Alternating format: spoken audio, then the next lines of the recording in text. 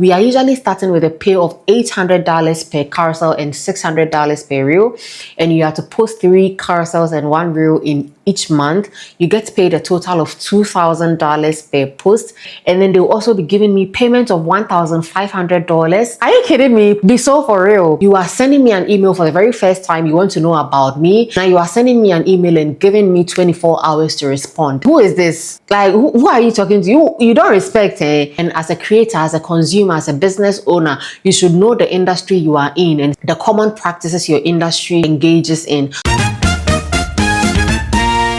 Hey Juliana, and welcome back to my channel. Today we are going to discuss something very important about our digital world. How to spot a fake email. How to spot an email that is likely to be a scam. And this topic was one of the common questions people popped up in my previous video where I talked about how my 2024 went and how I received a couple of emails which ended up in brand deals, and how I'm able to detect emails which are scam so that I'm able to protect myself and I'm also able to protect my audience. And I also want to emphasize that this just doesn't go for content creators, but it goes for everyone. Whether you're a consumer, as someone who just watches content online, you definitely have an email in today's world, especially if you are a business owner, if you are an employee of an organization. This particular video also goes out to you for you to be alert and very conscious about such emails whenever they come your way, so that you don't fall a victim and you also don't expose your organization or your business or you yourself to risk. Okay, most of these emails sometimes can look very legitimate, but with a little know-how you can protect yourself, and that's why I'm here. So buckle up and let's get right into it. Alright, so let's start from the basics. You know, when we say fake emails, it's often to trick you into getting your personal information, sometimes extorting money from you, sometimes getting into the data of your machine or your desktop or your iPad or your phone, so that those scammers can use those information to their advantage and whatever thing they want to use for. And I'm going to give you classical example, like practical example that I have personally received and detected. I'm going to share all of that with you. About a year ago, my Facebook account was hacked, and the scammers were able to use my information to run adverts and post all sort of content there that I wouldn't post myself. That is different. Hacking is different from scam, right? And usually it comes from you receiving an email, clicking certain links, accepting certain deals, following the steps that the scammer will send you, and that will ultimately lead you to your device or your content or whichever gadget you responded with being hacked. In my Facebook account case, I never got an email, I never engaged with anybody, I never also shared any information out there, but my account was just hacked. Okay, so that is different from an email scam. So I just wanted to state that difference, so that whenever you are being hacked without you having engaged any scammer or a fraudster, then you know that it is not your fault, because we can only be careful and protect ourselves to a certain extent, but sometimes these hackers get their way and they're able to succeed. That notwithstanding, it still doesn't make our research less. It also doesn't make this video less of consuming, because the more you learn, the more you have knowledge, and the more you are able to protect yourself from some of these fraudulent activities. And so diving straight into it, the first thing that you need to be careful of is to identifying the email addresses of whoever is sending them to you. You know, when it comes to companies sending you email, any legitimate company at all, they usually have their domain name. So for example, when you take PayPal, if I'm a staff of PayPal, it will be something like Juliana@paypal.com or Nanajwa@paypal.com, Folake at paypal.com. Usually when you see such emails, it comes directly from the company. Instead of PAYPAL, there will be a spelling mistake in the email name. It's going to be something like PAIPAL. You get it? A typical example is an email I received from Shein, a supposed Shein email, which had the email as collab.info.shein.collection@gmail.com. I really want you to pay attention to the spelling of collection. Instead of COLLECTION, it's rather COLLETION@gmail.com. And so that is the first thing you need to know and be alert of. And usually there's some funny numbers in the email name. no legitimate company would play with numbers in their email names, especially when they mean business. So when somebody is actually sending you an email and really want to engage you in an official conversation, a business conversation, an employee conversation, it's unlikely that you see some funny numbers and funny letters and funny characters in the email. So please pay attention to that. Another example is something I received from somebody who claimed they were coming to purchase my products. But I'm going to go into that. But when you check the email, it says clear and then a less than sign, postmaster at join something something dot shop. And then when you see the reply to, it is something different. So the person who is sending you the email, usually when you click on respond to, the email address that will pop up to being the one that you're supposed to respond to is entirely different from the sender, which is so unlikely. And then the second thing I want you to pay attention to is a subject line. When you see something like urgent, now, respond now, like they are trying to create a sense of urgency. They are trying to rush you. They are trying to create an emergency situation for you. I mean, like, hold on, where are you rushing to? You are sending an email to a business partner. You are sending an email to me as a content creator. You want to engage me on a partnership. You want to collaborate with me. Why do you want me to respond there and then? Some people even go all the way to give you an ultimatum. They give you a date to which you are supposed to make the response. Like, it is such a red flag. Even if it's a legitimate email, you don't even want to engage with such a brand or with such a business partner, because you are sending me an email for the very first time. You want to know about me. Now you are sending me an email and giving me 24 hours to respond. It doesn't make any sense. Do you understand? Even if it's a family member and your family member needs your attention that bad, they know your house. They know your cousin's number. They know your mother's number. They know your father's number. They know your partner's number. So why are they sending you an email? An email is the last thing to resort to if you have an emergency situation. And then a common example is when they send you something like your account has been compromised or your password has been compromised. Sometimes Google sends us information like that for us to actually reset, especially when somebody in another country or in another region or even in your own city tries to play around your account and try to hack into your account. Google will then verify and ask you whether you are the one. And usually you see Google's domain name and then you see how legitimate the email looks like, right? And a typical example is the same inquiry order email from the clear person. Aside the domain name that I noticed, I also noticed that they sent an attachment in the email and then they said, hello, we are interested in your products. Please send us your master catalog by email for our reference of the orders in the attachment. They are trying to create an urgency for me, because in the first place, you also need to ask yourself, what products do I sell for somebody to request for a whole catalog from me? Do you understand? So some of these things also comes with asking yourself questions and having common sense for your own self, being honest with yourself. You don't sell any product. So when somebody sends you an email and requesting for a catalog from you, you should know that this particular email is obviously not for you. And even if it is for you, do you sell products? No. So why do you want to have a need to actually respond to such an email? And then another one said, apply for your verified badge, and it's supposed to be from TikTok. Now just look at the domain is coming from Meta Appeal 3169@gmail.com. You also have to be knowledgeable about brands and how they do their things, their processes. And as a creator, as a consumer, as a business owner, you should know the industry you are in and the common practices your industry engages in, so that you don't fall for such situations. I am a creator, I create, and with TikTok, Instagram, Facebook, Threads, all of them do not verify you by sending you emails. So even with the domain name, it is a red flag in the first place. And usually when you detect that the domain name is a red flag, the rest of the email is just nonsense. Like, it's nonsense. You understand? So you come down to the body of the email. It says TikTok badge verification. You see the way they've boldened TikTok badge verification, and they have actually increased the font size.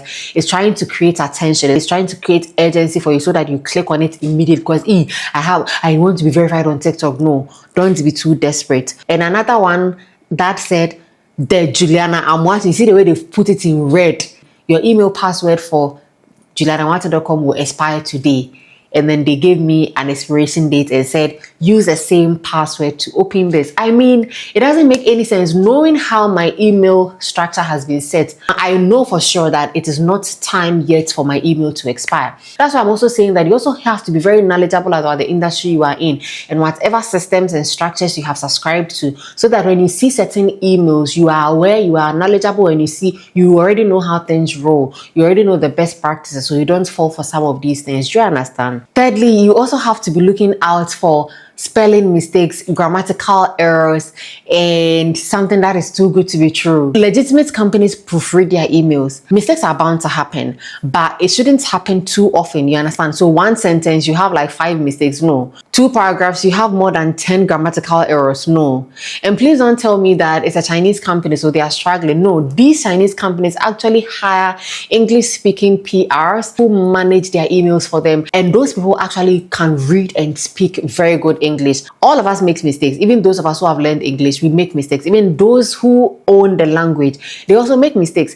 And when you see those mistakes, you can clearly see that it is a genuine mistake, you understand? But when it happens that the mistakes are too many, so assuming you look at the domain name, nothing is really wrong with it. You look at the agency of the email, nothing is really wrong with the email title. But then you look at the body and the errors are given Wango school. The errors are given illiteracy. The errors are given you understand? So you ask yourself so many questions. And one thing that I learned, when you read an email and you have to ask yourself so many questions, it's not for you. That deal is not for you. That customer is not for you. That interview is not for you. And you start even questioning your policies. You start questioning your personal values. You start questioning your standards. You start questioning how you can even think about compromising a bit.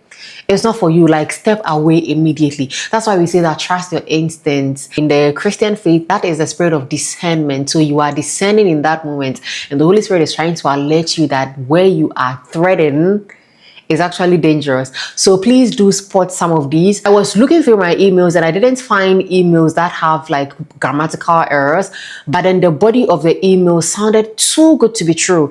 And a classical example is this. I received an email from a very popular hair brand, supposedly, that they thought I wouldn't detect. They sent the email and said, oh, this is You Pretty Hair Collections. So you can see the domain of the email. I've put it here for you. youprettyhaircollections@gmail.com.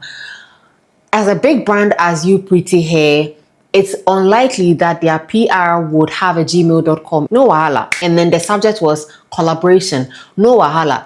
Nothing, right? Now, when you go to the email, the body of the email, it says, hello, your rate suits our budget. Here is our offer. We are usually starting with a pay of $800 per carousel and $600 per reel. And you have to post 3 carousels and 1 reel in each month. You get paid a total of $2,000 per post. And let us know if this works for you and if you have any questions or concern. Hoping to hear from you soon. You see, their English is very nice. But then you see the offer. This is a response to my response to them. Sometimes I just try to entertain some of these and see the extent they would go for my own pleasure, right? So when I responded to them, I said, oh, I'm going to charge this. What I charge them is way lesser. Is way lesser than the rates they are mentioning here, and they didn't even try to negotiate. You see, these brands are always trying to cut down costs. Companies are always trying to cut down costs. So even if you are going for a job interview and they ask you, what is your salary range? When you give them the range, they will try to negotiate further and they'll try to cut down budget. But these people didn't even try to negotiate with me. They just said your rates are good, and they went ahead to give me a higher rate, like by times 4 of the rate I was offering. As much as it is likely to be true for some brands, which is like 1 in 20 cases, you understand? So there will be some brands that you would mention your price, but usually you would have to justify and make a small pitch in addition to the negotiation you will make before they will now come and say, oh, we are happy, we accept your rate and da da da da. But then even most of the times they will also add their demand, another deliverable, which will compensate for them accepting that particular negotiation. There was another email that I received which says that we are launching an influencer campaign and we really want you involved. You will get free monthly packages, 15 items of your choice per month. Imagine a Denim or Zara or Shein is sending you 15 items per month. Oh, your own exclusive discount code to share, and then they'll also be giving me payment of $1,500, which can be negotiated if you meet the criteria. And then they'll say you will increase your fee as you get more popular. Like, are you kidding me? Please be for real. Be so for real. Now, with this fourth point, I know most of us have fallen victim before. I have fallen victim before, the times that I didn't know, you know. So, I mean, we listen, we don't judge, okay? But after this, and if you fall victim, we are going to judge you, baby. We are going to judge you, okay? Now, do not click links anyhow. What did I say? Do not download attachments anyhow. What did I say? When you hover your mouse over any link at all, the real URL will appear at the bottom of your screen, and it's supposed to match the URL of the website. When you hover on the link, it's supposed to carry the website of the same link that you are hovering. Do you understand? And then when it comes to attachments, sometimes even the attachment is not what they are even describing. You are going to click on the attachment and it's going to lead you to a certain page. It's going to open a whole something for you, and then it will request of your password, or request of your bank information, or request of your ID card, or request of your... It can request for anything, and as soon as you enter it, it's going to hack into your system. Sometimes you don't even have to enter anything. Just downloading the attachment is a whole malware, is a whole virus. Sometimes they'll go to the extent of blackmailing you and telling you that if you need that data, you have to make certain payments before they hand it over to you. And they're going to frustrate your life until you decide to let go of the entire data and build your whole life again. Now, the fifth thing I really want you to take note of is to check for generic greetings. What is a company's business to do with dear, sweetie?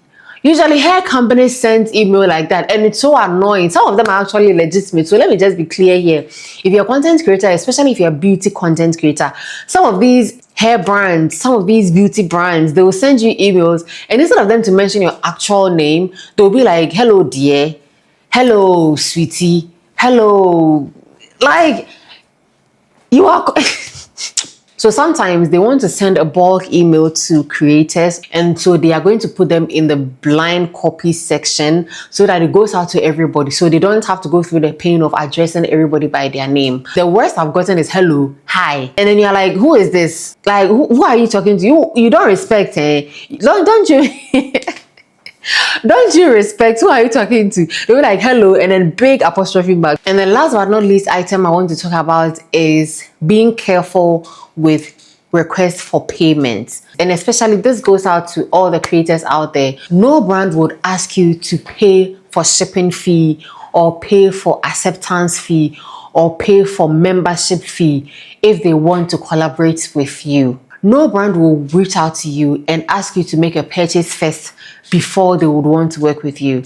So when you see an email, and assuming everything is supposed to be legit, you've checked all the checks that we've talked about, and still you think they are legitimate, now in your correspondence with them, they come back and ask you to make payment for shipping fee. Just like the image I have captured here. I actually engaged the brand because everything looked legitimate, until somewhere along the conversation where they shared a particular documentation which was supposed to be the contract. So at this moment, I had gone through all the processes with them. I had done my checks and balances and everything, and then they sent me a contract which I was so happy about, only for me to get to a part of the contract. The clause was hidden somewhere.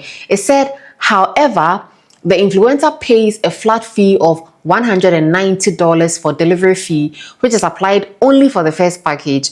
This payment shall be refunded back to you immediately after process is completed and your profile is activated for your monthly salary. Such a lie. Even if the brand is asking you to make payments of 1,000 cedis, at the end of the day, the fee you are collecting for the collaboration is probably more than 1,000 Ghana cedis. So like, of what use are they going to make of the $1,000. It doesn't make any sense, you understand? So please don't fall for such. And then this is also very common when it comes to job interviews, when it comes to job offers. Somebody is willing to offer you a job, but then they will say you have to make a first payment of your monthly salary before, or you have to make payment of something before you Please be careful. No job offer, a genuine job offer, will ask you to make payments, will ask you to do certain things before, like certain conditions prior to you getting the job, prior to you getting the offer. Okay? Izagoma.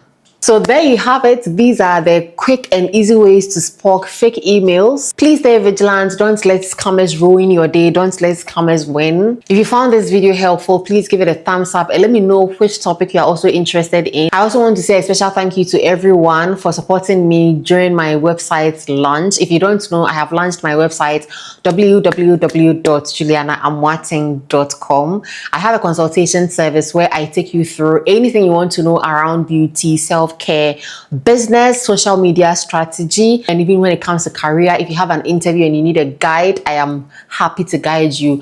Book a consultation service with me and level up your career, level up your business, level up your social media, level up your personal interest, self-care and beauty game. Okay, 2025, we are not slacking. Just book a consultation with me. It's only 350 Ghana cedis. A 1-hour consultation with me. I'm going to see you soon. Do take care, and I love you right back. Okay, I'll see you next week. Take care. Bye.